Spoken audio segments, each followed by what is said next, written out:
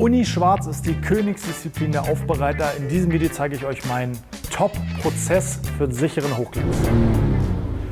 Ich glaube, ich brauche dir nicht zu erzählen, dass Uni Schwarz ja die größte Herausforderung und die Königsdisziplin der Fahrzeugaufbereiter und Detailer ist, gerade wenn man die wirklich Hochglanz, Haze-frei und also in Hochglanz kriegen will, ohne Haze und Hologramme.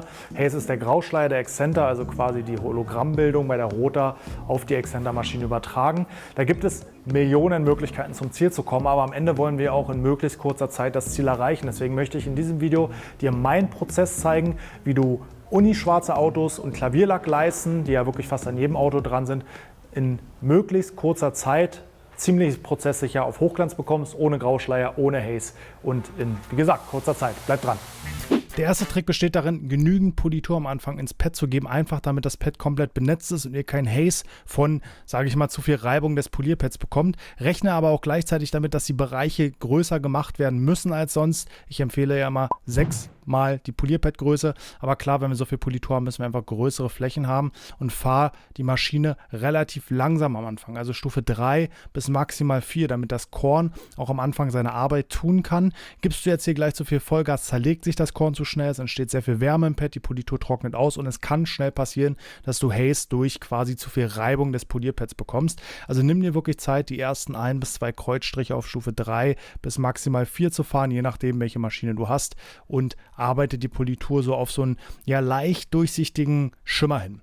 Achte dann wirklich darauf, dass du deine Maschinenrange ausnutzt, also dass du wirklich passende Maschinen für die Ecken und Kanten nimmst, weil gerade in der Ecke, wo nur der Rand des Pads rankommt bei größeren Polierschwamm-Durchmessern, hast du extrem Haze, weil einfach die Politur da nicht sauber durchgefahren ist. Das heißt, lass die Politur drauf stehen und arbeite dir die Kanten nochmal mit einem kleinen Pad nach, und zwar so klein wie nötig, dass du wirklich saubere Drehung oder saubere Auflage in den Kanten hast. Das macht es am Ende deutlich, deutlich leichter. Achte darauf, dass du hier natürlich wieder auch am Randbereich des Polierpads, der dann in die Fläche reinragt, sage ich mal, tendenziell wieder mehr Haze hast, einfach weil nicht so viel Cut an den äußeren Bereichen ist oder Zerlegekapazität des Polierpads, also im Endeffekt auf Deutsch, es wird einfach schwieriger am Rand des Polierpads hazefrei zu arbeiten. Das heißt, geh danach nochmal über die Fläche, um halt wirklich ein optimales Finish oder ein optimales Polierergebnis zu erzeugen. Immer dran denken, wir sind immer noch im Cut-Bereich, wir haben noch keinen Finish gefahren, aber es ist auch ganz wichtig, dir hier Zeit zu lassen, weil jeden Fehler und jede Schlampigkeit, die du hier machst, wirst du am Ende im Finish mehrfach bereuen. Dann ganz klar, Residue Control, wie die Amerikaner mal sagen, also puste das Polierpad regelmäßig aus, wechsel regelmäßig das Polierpad und sorg wirklich dafür, dass du immer mit frischen Pads ohne alten Lack und alte Poliermittelrückstände arbeitest. Ideal ist es auch wirklich spätestens dann im Finish beim Polierpad mit neuen Pads zu arbeiten, weil du einfach nie genau weißt, wie gut ist mein benutztes Polierpad ausgewaschen. Also empfehle ich dir für Uni Schwarz im Finish immer neue Polierpads zu benutzen und keine gewaschen. Nächster Trick ist das Runterwischen der vorhandenen Politur mit Nanolex Optimizer, also mit einem Produkt, was einfach die Abnahme vermindert, ohne dass Lösungsmittel enthalten sind. Das bedeutet, du hast einfach weniger Kratzergefahr. Aber auch ganz klar hier, wir haben trotz der Vorgehensweise Haze im Cutting-Bereich auf Uni Schwarz ist eigentlich relativ normal. Also einfach einen extremen Grauschleier und auch noch verbliebene Kratzer. Darum geht es jetzt hier nicht unbedingt, jeden einzelnen Kratzer rauszumachen. Mach einfach, wenn du auf Defektkorrektur abziehst, wirklich immer Stück für Stück. Das heißt, polier erst mit mit einer normalen Menge Politur und einer milden Cut-Politur und arbeite dich dann hoch, weil es wird meistens schwieriger, eine sehr grobe Politur am Ende wieder ins Finish zu bekommen, als einfach mehrfach mit einer etwas mit einer mittelstarken Politur hinzugehen. Also mach wirklich Stück für Stück und nicht gleich Fellrotation und die schärfste Politur, die du hast, Hauptsache Kratzer raus. Das rächt sich nach einem Finish. Geh da wirklich Stück für Stück vor. Wir haben jetzt ja auch nochmal einen zweiten Gang gemacht, um einfach nochmal ein bisschen mehr Cut zu erzielen, ohne am Anfang zu grob ranzugehen. Und ja, dann ist der Haze auch mal erschreckend.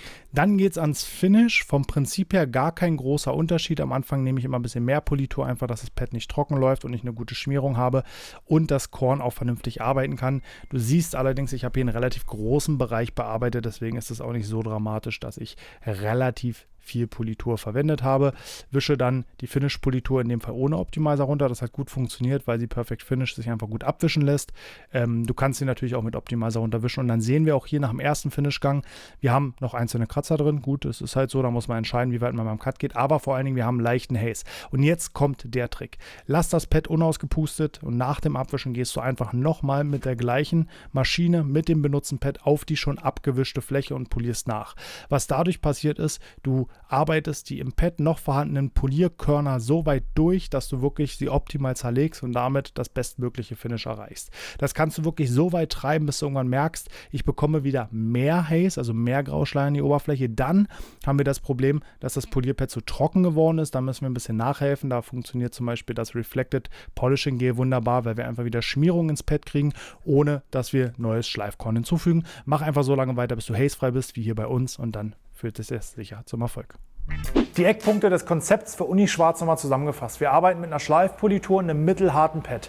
Wird das Pad zu hart oder arbeiten wir sogar mit Fell, machen wir uns extremen Grauschleier rein, den wir in der Regel zweistufig beseitigen müssen oder die Politur extrem lange fahren. Wenn das nötig ist, geht das auch, aber dann müssen wir halt eine dreistufige Politur einplanen. Ich bevorzuge dann lieber bei so einem schon schlechten, aber noch nicht extrem schlechten Zustand 2 Runden mit einer milden Cut-Politur oder halt einem Medium-Pad zu fahren und bin dann im Prozess am Ende trotzdem schneller. Beim Finish nehme ich zuerst sehr viel Politur, weil ich erstmal viel Schleifwirkung haben will, um den Haze, der dann auch bei einem mittelharten Pad im Cut sehr grob war, das hast du am Kotflügel gesehen, damit ich den schnell wegkriege, brauche ich erstmal viel Schleifkorn. Ich poliere aber nicht ewig lang die Politur aus, weil es sehr lange dauert, sondern wische nach dem ersten Kreuzgang runter, dann hat die Politur nämlich ihre höchste Schleifkapazität aufgebraucht und ich muss sie nur noch ausfahren. Um den Prozess schneller zu machen, weil ich muss dafür sorgen, dass beim Ausfahren das Polierkorn immer kleiner wird, immer feiner wird und dadurch das Ergebnis immer hochglänzender und freier von Grauschleier und Hologramm. Um diesen Prozess zu verkürzen, wische ich einfach überschüssige Politur weg und arbeite mit dem schon zerlegten Schleifkorn, was ja noch in meinem Polierpad ist, einfach weiter. Hier war jetzt der Idealfall, Bilderbuch, besser hätte es mir nicht passieren können. Nach einem Durchgang, nach dem Abwischen war es danach hazefrei. Sollte immer noch gerade in den Ecken oder in den Kanten ein bisschen Haze, Grauschleier oder Hologramme sein, wiederholt ihr den Prozess. Abwischen, kontrollieren, mit dem Pad unausgepustet, das ist wichtig, nochmal drauf. Ihr wollt nicht auspusten, weil wir wollen ja, dass noch ein bisschen Schleifkorn im Pad bleibt. Irgendwann kommt so ein Tipping Point, das heißt, unser Polierpad wird zu trocken und der Schaumstoff selber macht Kratzer. Und dann kommt ein Produkt ins Spiel, das sehr neu auf dem Markt ist. Das ist das Polishing Gel von Reflected, der Eigenmarke von Detailing verliebt, das dafür sorgt, dass ihr einfach wieder Schmierung reinbekommt. Das ist quasi nichts anderes als Politur-Emulsion ohne Schleifkörper. Das heißt, ihr gebt einfach wieder Feuchtigkeit in das Pad, die restlichen Schleifkörner in dem Pad können arbeiten, sich weiter zerlegen und ihr habt einen zielsicheren Prozess für Unischwarz, der trotzdem natürlich immer noch länger ist als bei einem metallic-schwarzen Lack, aber deswegen sollte bei Unischwarz ja auch immer Mehraufwand einkalkuliert werden. Aber so habt ihr wirklich einen sicheren Prozess, der in 99,9% der Fällen gut funktioniert, zumindest bei uns. Wie gesagt, wir haben nicht nur unischwarze Autos, aber fast immer unischwarze Hochglanzleisten und da funktioniert das genauso gut wie bei so einem kompletten Auto. Probiert es gerne aus, schreibt mir die Fragen in die Kommentare, abonniert den Kanal und drückt die Glocke, um kein Video zu verpassen. Wir sehen uns beim nächsten Mal. Hoi!